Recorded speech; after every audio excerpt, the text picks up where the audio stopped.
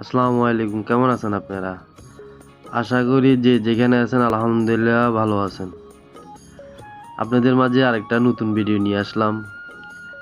আসলে দীর্ঘ কিছুদিন আগে আমি আমাদের বাড়ির পাশে জমি নিয়ে কিছু ভুট্টা রোপণ করছি। তো আসলে আমার জীবনে প্রথম, আমি আগে কখনো ভুট্টা রোপণ করিনি। তো আসলে আমি নিজেও কল্পনা করি নাই যে গাছে এতগুলা ফলন আসবে, আলহামদুলিল্লাহ, যেটা আপনারা নিজেরাও দেখতেছেন। খুবই ভালো হইছে। আপনারা নিজেরাও দেখতেছেন। আসলে প্রতি গাছে গাছে একটা গাছে ১০-১২টা করে ভুট্টা আসছে। তো আমি এখন ভুট্টা গাছের আগাগুলা কাটি ফেলতেছি গরুকে খাওয়ানোর জন্য। আসলে ওই আগাগুলা কাটি ফেললে নাকি তাড়াতাড়ি নাকি ভুট্টাগুলো নাকি পাকি যাবে।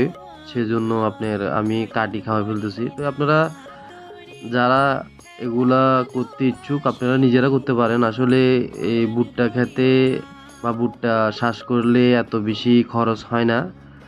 অল্প কিছু এমনে আপনার হয়ে যায়। এত সার ওষুধ দেওয়া লাগে না, কিছু দেওয়া লাগে না। আর এত কেয়ার করা লাগে না, যেটা আপনারা নিজেরাও দেখতেছেন। আমি এত ইয়া করি নাই। দেখেন আমি একটা এখন ভুট্টা নিচ্ছি আপনাদেরকে দেখানোর জন্য। এখনো পাকে নাই অবশ্যই, এমনি কালার চলে আসছে।